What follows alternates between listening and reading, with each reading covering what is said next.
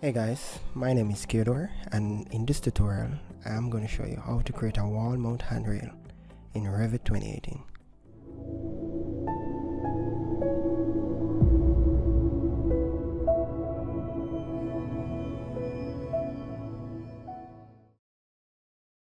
Okay guys, first step is to duplicate, and we duplicate because we want to preserve the original just in case we mess things up later.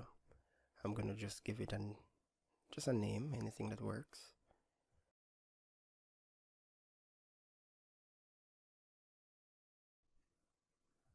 The second step is to edit our balusters, and for this handrail I'm just gonna select none for all baluster family.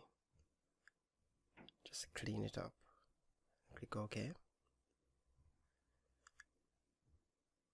and then set our top rail to none. We're gonna edit our rail structure, and we're gonna delete these, both of them.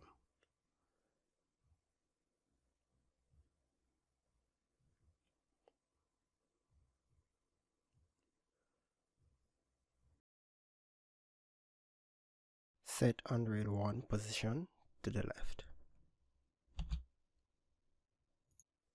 and click OK, and that's it. It's nice and clean, and that's our handrail wrapped nicely around that wall going up. Now we're going to add the support.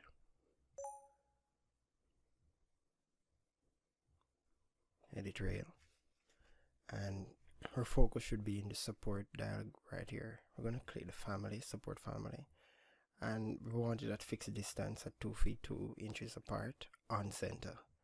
Okay, and that's it. There you have it. Next step, we're going to check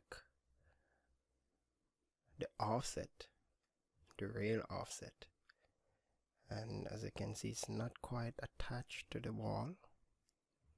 I'm going to click and just set it to 0. Yeah, that's it. Thanks for watching, guys. Catch you later.